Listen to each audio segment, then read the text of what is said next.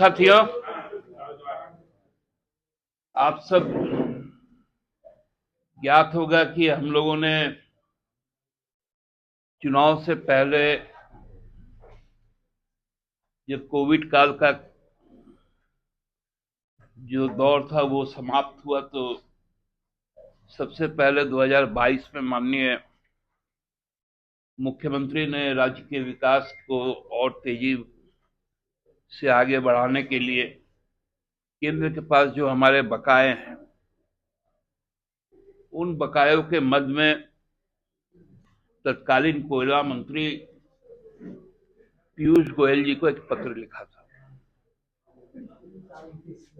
कि हमारे राज्य से आपने अभी तक जो भी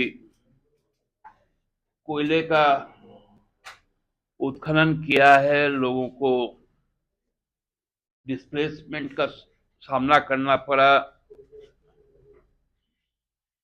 पर्यावरण को नुकसान हुआ, इन तमाम मुद्दों पर जो हमारा जो रॉयल्टी है, जो हमारा जो प्राप्य है, वो 1,36,042 करोड़ रुपए हमको आप दे दिया। उसके बाद आपको यह भी याद होगा कि तत्कालीन जो कोयला मंत्री थे उन्होंने रांची आने का काम किया, झारखंड मंत्रालय में जाकर माननीय मुख्यमंत्री से मुलाकात की और उन्होंने ये भी कहा सार्वजनिक तौर पर कि झारखंड का जो बकाया है वो जल्द से जल्द हम पूरा कर देंगे। लेकिन जैसा विश्वसनीयता का संकट भाजपा को है, वही केंद्रीय मंत्रियों का भी। केंद्रीय वित्त मंत्री से जब संसद में पूछा गया कि भाई प्याज का दाम क्यों बढ़ रहा है, तो उन्होंने कह दिया था कि मैं तो प्याज खाती नहीं। माननीय मुख्यमंत्री जी का वो उसके बाद एक खुला पत्र भी आप सबके सामने आया है जो प्रधानमंत्री जी को लिखा गया था। उसके बाद चालू सत्र में हमारे एक प्रिय साथी हैं जो कांग्रेस के थे और अभी तो आधिकारिक तौर पर वो निर्दलीय हैं, श्री राजेश रंजन जी, वो भी झारखंड चुनाव में आए थे और जब इस बात को उन्होंने समझा कि जो जायज पैसा है झारखंड का, झारखंड के लोगों का, वो केंद्र सरकार को देना चाहिए,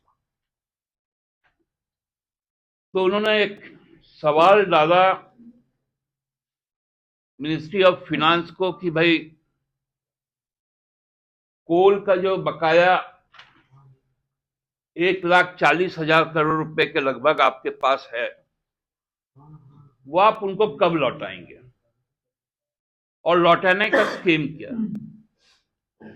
तो जो minister of state for finance Shri Pankaj Chaudhary ji, उन्होंने जो लोकसभा में ये जवाब दिया,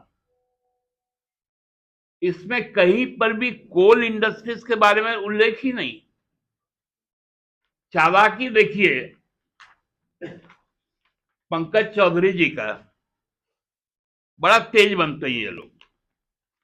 इन्होंने 21, 22, 22, 23 और 23, 24 में राज्य सरकार का जो जीएसटी का पैसा है उसमें कितना मिला, जो सेंट्रल स्पॉन्सर्ड स्कीम्स है उसमें कितना मिला, फिनांस कमीशन का ट्रांसफर जो हुआ वो कितना मिला, और स्पेशल असिस्टेंस का जिसमें कैपिटल एक्सपेंडिचर भी है, उसका उन्होंने डेटा दिया और कहा कि कोई पैसा लंबित नहीं।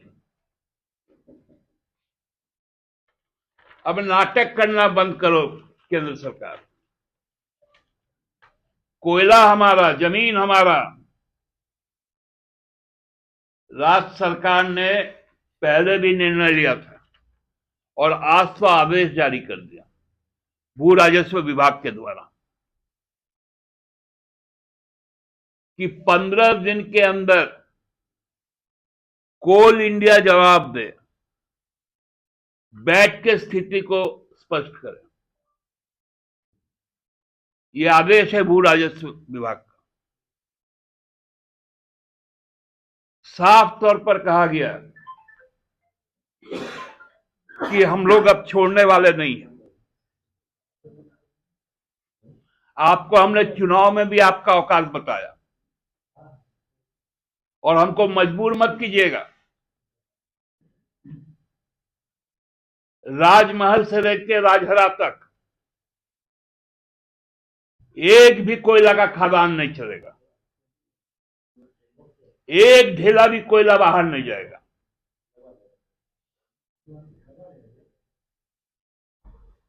नाटक है क्या?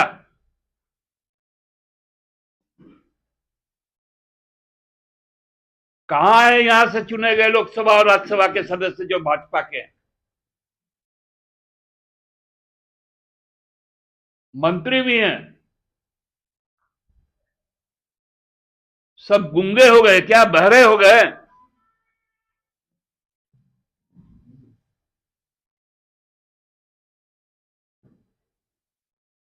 पूरा का पूरा विस्थापन का दंश हम झेले।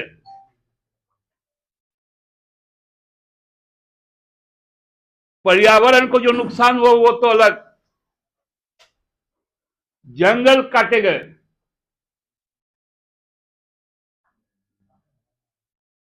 कई एलर्जिक डिजीजेस हुई जिसमें टीबी और मलेरिया महत्वपूर्ण है।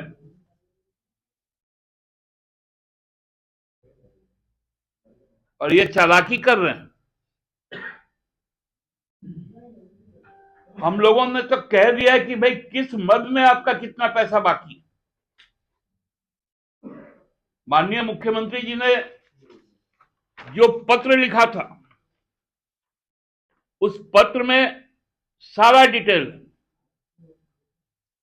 कि भूमि अधिग्रहण में कितना बाकी है, जो कोल वाश होके जो होता है उसमें कितना पैसा बाकी है,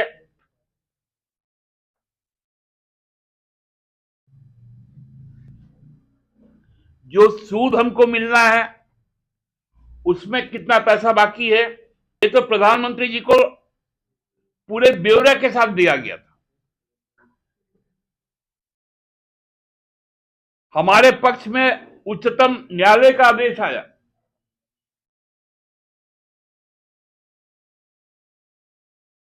कि रॉयल्टी टैक्स नहीं है।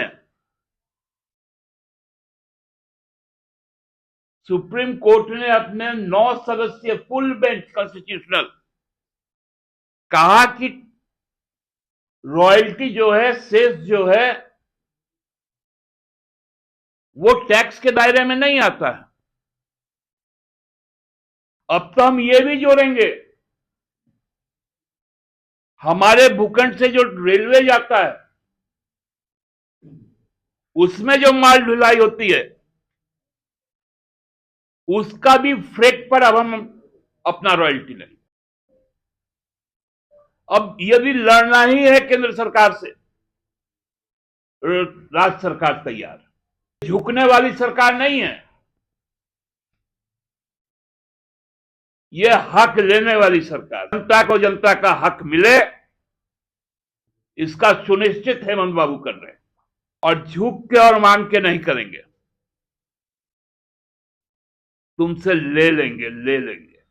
इसलिए जो गलतफहमी भाजपा के लोग फैला रहे हैं